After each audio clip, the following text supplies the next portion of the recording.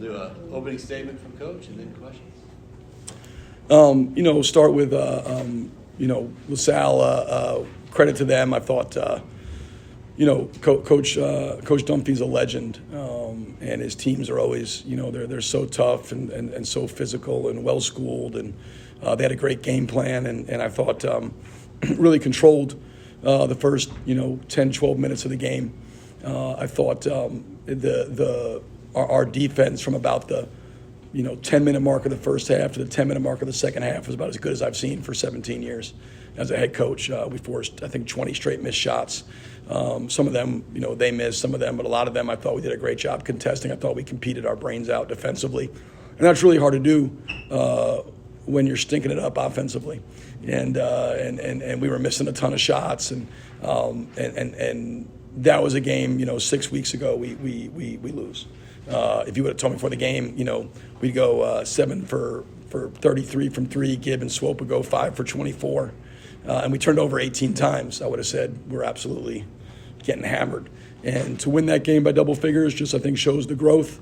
That game will not be headed to Springfield. It is not going to be a Hall of Fame type game. But it's a good win because of, the quality of team we played and the fact we had to overcome all that, and we didn't let our offense bleed into our defense, to our competitiveness. We can continue to compete together, and really, really proud of them for that, because again, that's the kind of growth we got to have.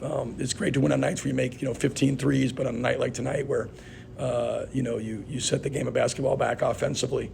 It was good, and I'll say this too. I thought first half, I thought they flattened us out with the switching. I thought second half, our offensive process was great. We got great looks. We just couldn't make anything, but we didn't let that again affect our effort on the other end, and we just continued to get stops, rebounds, and continue to keep our nose in front. They went up by 8, 17-9. They got the layup. 11:01 to go. You called timeout, and in the annals of timeouts, that may be the most effective timeout in the history of college basketball. I think they made one of their next 25 shots. Yeah. What did you say in that timeout? Stop letting them score. And score. Stop letting them score, and we score. I just, you guys don't want to know what I said in there. It was a lot of, I was not happy with our I thought early in the game, I thought our defense was pretty poor. We gave up way too many straight line drives. We were getting beat off the bounce. They were getting downhill. I thought offensively, we were playing so tentative. They were switching 5, trying not to switch off the ball with Gibb, but switching on the ball, and we were so tentative. We played with zero force in that first, 9 minutes of the game. And then I thought, like I said, defensively, we kept opening our hips on drives. And then I thought from there we really knuckled down. And that window, because I know in the media timeout with 11 minutes to go in the second half, Gibb looks up and he's like, hey, they have 27 points with 11 minutes to go. I said, guys, we played 9 minutes at half. The score is 9-2. We're up 9-2 and 9, we played 9 minutes. But that's the value of defending that way and rebound that way. And I thought, until the final 5 minutes where I thought we got super loose, and that's not acceptable. I thought that middle stretch of the game was awesome. We were dialed in, and I thought our offense got better. We started playing with more force, started getting to the rim more, and I thought again offensive process was good. Offensive results were bad, but I'd way rather have right now good process, bad results than bad process, good results, because one's fool's gold. We're not going to shoot this bad. Every game, even though it feels like now it's been, 3 games in a row we shot it terribly, but we're not going to shoot it this bad of a game. And because we've been able to win 2 games where we haven't scored 65 points, I think we're understanding like what really drives winning, and those wins actually resonate more than if we'd won the night, 91-87, and we made 15 threes. Like a win like tonight actually has more weight, more value, because it shows we're buying into the things that really matter as a basketball team. They did a good job of course correcting? Yeah, no, they did. They course corrected, and that goes back to having an identity, right? Like we talk about that. Like if you know your identity, when you get away from it, it's so much easier to course correct. You can reset yourself if you know who you are and you know what it is. And I can say, hey, that's not the way we play. Oh yeah, that's right. We got to do these other things. And I do think we're developing an identity on both ends of the floor. Doesn't mean that we're a fully formed team yet, because we're not. We've got to tighten up things on both ends, particularly taking care of the basketball after tonight. But we do have an identity, and they do. As a group, they were able to course correct that and that timeout, play with more force offensively, really dig into being able to guard the ball at the point of tackle. Sal's a team that, is not as much like these intricate plays. It's guys putting their shoulders down and going. And you got to be able to, stay in front of the ball and get collisions and be physical with your chest and rotate and help and trap the box and D-backs and all the stuff that we preach. But it's like I told the team this defensively, bad teams, bad defensive teams don't rotate. Good defensive teams rotate really well. Great defensive teams rarely have to rotate. When they do it well. But the really good teams rarely have to rotate. If you're constantly having to help and scramble and you're going to be in a constant, there's no way to be a good defensive team like that. After that, we were in much less rotation the last 5 minutes when we were only in rotations. How did they get good at that? Good at defending? Yeah. I think it goes back to, the commitment to winning, right? Like not everything. Most things that happen defensively fall under what I call invisible plays, right? So there are things that drive winning that, media fans aren't really going like, man, your ball pressure and you had so many collisions, your individual defense was outstanding, or man, Kobe, your ball screen defense, or Isaiah, your ball screen defense, the way you were getting over screens on McKeithen, or the way you had Deuce Jones, you were navigating them. Those are things you only do if you're super committed to team success and you really genuinely care about winning, because they're truly invisible. And there's so many subtleties on that end of the floor, so many things that happen that require toughness, that don't get box score validation, that aren't, you're not getting a bunch of, credit for. And so it takes special kind of guys who are super committed to that. It's not easy to, slide your feet and put your chest in front of the ball and do it again and again and again, or be in your gap and help. And then when the driver picks it up, he skips it out to sprint out and win your closeout and then get your chest on the ball again. Those are hard things, or to cancel ball screens. We talk a lot about competing together, and that's what defense is. I always say, you could go on a retreat, you could go play, putt-putt, you could go, bowling, movies. The best team builder for a basketball team is getting good defensively, because of all that goes into that. The amount of trust, communication, care, the things that drive actual teamness, they all stem from just getting, if you can get good defensively, that's how you know you're becoming a real basketball team. Were you getting nervous there at 2:40 to go when you put Robbie back in the game? Yeah, I was nervous the whole 40 minutes, but more nervous the last 2:40 because of it's beyond frustrating because we did so many great things, and then much like the UMass Lowell game, much like the St. Bonaventure game, tonight we're up 21 with 5 minutes to play. There's no way that game should get to 10 points. No way. But it does if you throw the ball to the other team every possession. If you don't get back in transition, which we couldn't really guard our turnovers. And then we stopped guarding the ball and we stopped rebounding. And so they just absolutely, put the game back to a 10-point game. Robbie only came out that, he and Kobe were having trouble for whatever breathing. So we had to get those guys a break. I don't know what the deal was there, but no, I mean, yeah. So the last 5 minutes, that's absolutely not who we want to be, but it doesn't diminish all the things that we did to put ourselves in a position to be up 21, and so very proud of them, but a lot to go back tomorrow and go through film, a lot to learn from, a lot to grow from, a lot to learn from in a positive way, that we got to continue to do these things. Look at how sharp we were, look how together we were here defensively. Look when it got away from us, where we got to grow and get better. And so now we'll come back tomorrow, we'll learn, and then we get ready for a really good GW team on Saturday. When you first get it to 20 points, considering the wear and tear on some of the players, are you starting to think, is there a way that I can get Gibson off the floor? Is there a way that I can get Swope some time?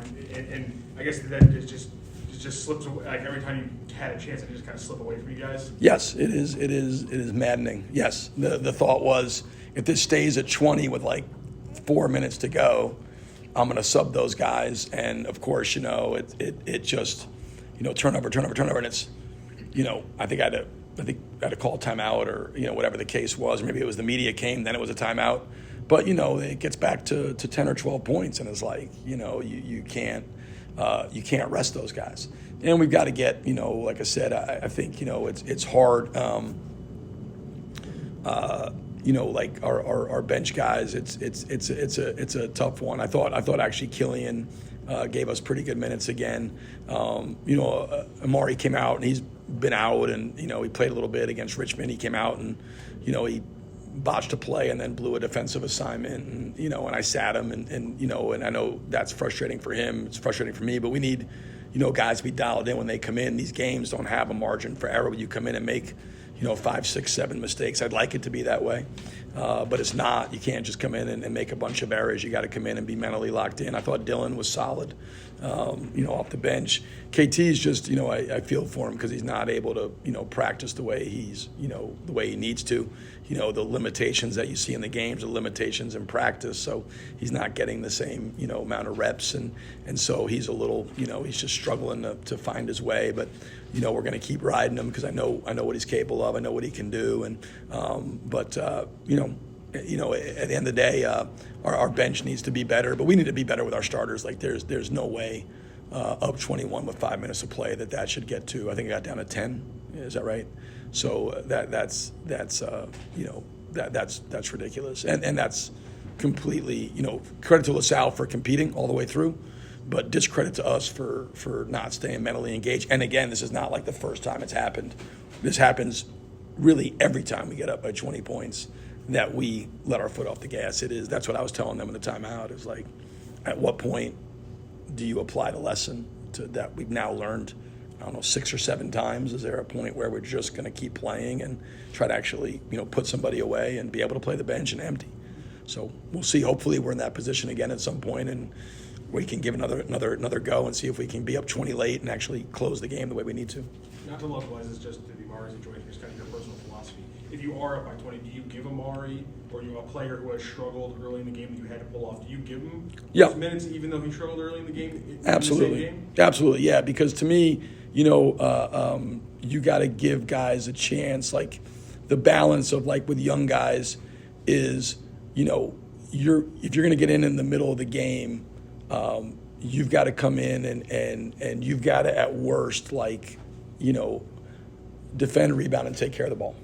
I don't care if you score. I don't care. If you're coming in as a bench guy, you have to do those 3 things. That's what drives playing time. Because if you're doing those things, we're going to play you. If you're defending, you're rebounding, taking care of the ball. Usually when a bench guy comes in and they're pulled quickly, if you go back and watch, they either are turning the ball over, they're blowing defensive coverages, or they're not, at least putting a body on their guy. And to me, those are controllable things. We've got to play better on the bench. And so I would have gone back with Amari. Killian is earning some equity. Dylan is earning some equity because he's just solid. He doesn't make the same mistakes some of the other young guys make. He just does the right things. He's not. He doesn't have the highs that Amari has in terms of what he's capable of doing, what Amari's capable of doing. But it's not about the bench having guys with super highs. It's about having guys that come out and consistently can execute and do what they're supposed to do. And and that's that's going to be the challenge for me and Amari having that conversation, and we'll continue to that. He's got to be dialed in the details. We came in the shot, whatever. We botched a play. Shot it. That wasn't. But the next possession, they come down and they run a pistol pick and roll. We're not switching that with Dylan. He thought we were switching it. Guy goes in and lays it in. So you're not down in the details of the game, and Now, if that's Gibb or Isaiah, I'd probably yell at them, but they're doing enough stuff that you got to live with, some of the breakdowns. No one plays perfect, but if you're a young guy coming in, like, you got to come in, be dialed in the details. I told these guys too, stick your chest out, play with some confidence, defend, rebound, take care of the ball. Don't worry about your offense. Let it come to you. But do those three things, and you'll find yourself playing more. And we've got to get, more from our bench, because I don't think that. But tonight I thought was going to be a good chance, like with 4 or 5 minutes to go, to empty it and get those guys in. And we just, couldn't finish the game. And that, again, that's 4 or 5 times that's happened. And that layup on that play, that was the one that led to the timeout. Yes. I believe that turned the game around. It was. So I guess Amari, in a way, turned the game around by giving up the layup and me being so mad that I had to call a timeout to pull him out of the game. Those are the mistakes that, as a coach, like, you can't have mistakes where guys don't know what's going on. Like attention to detail mistakes, concentration, effort mistakes, attention to detail mistakes, selfish play. Like, those have to be soft. Like, any of those things have to be, like, called out or subbed out immediately. There's play. I mean, same thing in first half. Isaiah doesn't, there's a loose ball. It's like an 80-20 for him. He kind of backs out of it, goes with one-handed. The guy goes with two. We should have got it. They get it. Then they come down. They miss the layup, and he didn't sprint back. And the guy who beat him the loose ball, makes the follow-up layup. I mean, that's unacceptable. You have to call those things out in real time. Like, and Isaiah's a great player. It doesn't make him not a great player, but you can't allow those things to go unaccounted for, because that starts to, then your standards start to wilt, in terms of how you're going to compete. Again, doesn't mean guys are going to play perfect. Guys are going to miss shots. Guys are going to screw up. It happens all the time. But if it's a lack of effort, a lack of toughness, a lack of being focused, concentrating on the game plan, if it's a selfishness seeping in, you have to address that immediately head on. Otherwise, that starts to seep into your team, and then your team becomes those things. And if you're any of those things, you're not going to be very good. Has there been matchups? Max, we haven't seen Max. Yeah. A little bit of matchups. I thought he could have played tonight.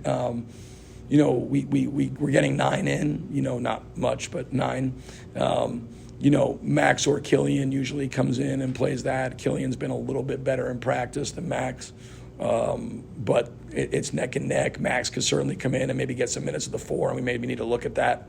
With this group on the bench, nobody's played well enough to establish a consistent role, which is a negative. Obviously, the starters have established themselves. It'd be hard-pressed to see a sub, becoming a starter out of that group.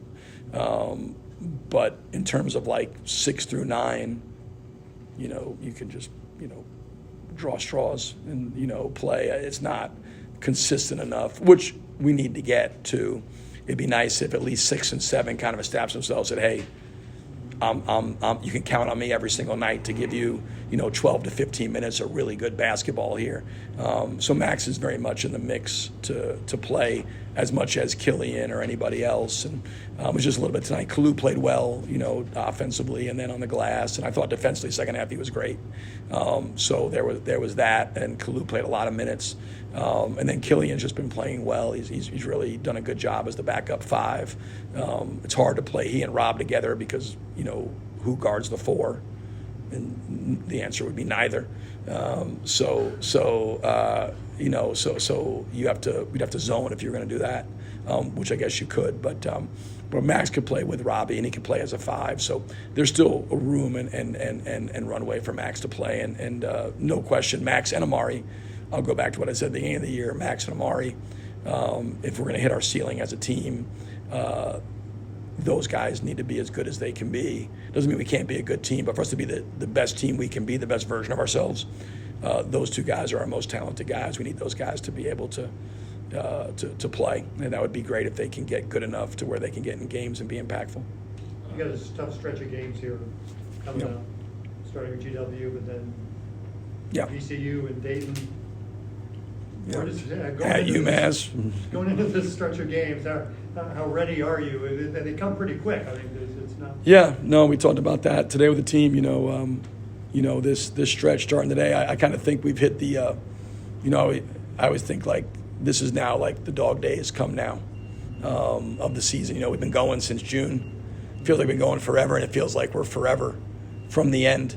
And what I told the team today, was just that, like, the longest part of any book, of any movie, everybody remembers the beginning and the end of things, but the longest part's always the middle, and we're in the middle now. And this run here before the bye, LaSalle tonight at home, we go to GW, we come back, host VCU, we host Dayton, we go to UMass, we go to St. Joe's, we host George Mason, and we go to Loyola before we get the bye. I think that's right. So, like, that stretch of games, 8 games, 22 days, in the dog days, it's cold, it's gray, it's miserable out. This is the middle. This is where teams can really set themselves or set themselves back. You either like double down to your principles, double down to your values, or you abandon them. The middle's the longest part of the movie. The middle's the longest part of a book. It's the least memorable. But this 8-game stretch will decide what the finish looks like. We'll see what we're playing for after the next now 7 games. So I told them, because the middle is going to decide that. Are we playing for a championship? Are we playing for a top 4 seed? Are we playing to not be in the 11, 15? I don't know. And we gotta.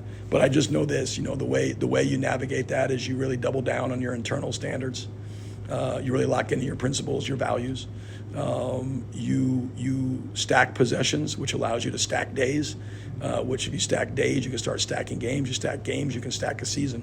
But it starts with stacking possessions, and that's the focus: is learning from tomorrow, and then get to work on the court Friday, have an unbelievable practice, prepare as well as we can, and then be ready to go Saturday at whatever, I don't know what time the game tips off, but whatever time on Saturday they tip off in DC.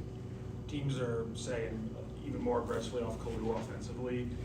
Are you having to do anything to change that up, or does that just get back to kind of the earlier thing where just now it actually gives him an advantage in certain ways? I think the fact that people aren't guarding Kalu makes Kalu more dangerous if Kalu realizes that they're not guarding him, which sometimes, I don't know that he does. But it always gives you somewhere to throw the ball. Because they're mucking, we call it, or dorking him. We call it dorking, but they're dorking him. They allows Kalu to play, like those uphills with Gibb and stuff. And if those guys, if he actually hits bodies and pitches it, there's nobody to help on that. That's how Gibb and those guys are generating a lot of open shots. Swope, we didn't make him tonight, but his ability to create action and leverage that, and if they're not guarding you, to offensive rebound and to cut. I thought a couple times he could have drove it vertical and gotten downhill, and he went horizontal and went to handoff. He's got to blend that better. But I think if they're not going to guard you, got to leverage that in your favor. And he's starting to do better at leveraging that. I thought he was better against Richmond. He was better tonight. If they're not going to guard you, that should make you the most dangerous guy on the court. And that's the way he's got to look at it. Not you could, they're not guarding me, I'm, offended or insulted. But it's really not. Just go be the most dangerous guy on the court. Go crash the glass, be a great cutter, create action, get those guys, get those guys shots. And if he's starting to understand how to do that, that's the 3rd game in a row or 4th game in a row he's been guarded that way, where they've guarded the 5 on him and put him in the paint and guarded Robbie with a guard or 4-man. We just we're attacking it better. I thought, again, the process tonight was great in the second half and later in the first half. Results stunk, but process was good. And if process is good, results usually tend to follow. We're not going to shoot the ball this bad as we have the last couple games. Thanks, Coach. Thanks, Josh. Did you have Anyone? Oh, good. You got one? I got you. I just wanted to talk a little bit about Avila's performance tonight. Yeah, sure. Absolutely. Thought he was great. Did a really good job. It's such a luxury to have a big in a game like that can facilitate your offense, has the gravity he does. He's a guy that can create advantages. His ability tonight to get in the seams versus the switching to post smaller guys. He puts unbelievable pressure on him. I don't know how it finished at halftime. We had 20 paint touches. He had 9 of them. And so he had half of our team's paint touches, which says we were playing. The switching was flattening us out. but he was getting vertical. And his ability to post, his ability to step out when they put the bigs on him and shoot and drive. You saw tonight, guys are setting ball screens for him. He's 6'10", coming off ball screens. There's not many 6'10" guys in the world that are coming off and handling the ball off ball screens.